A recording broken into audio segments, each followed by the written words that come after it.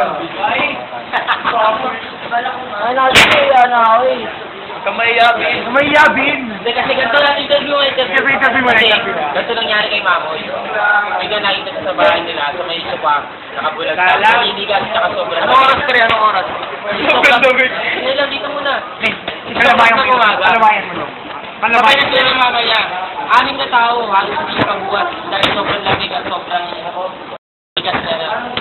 Tapos yun nga, wala, umiling na yung doktor, sabi daw wala na. Ayun nga, ang lakas natin kay bro. Ayaw magdaramdam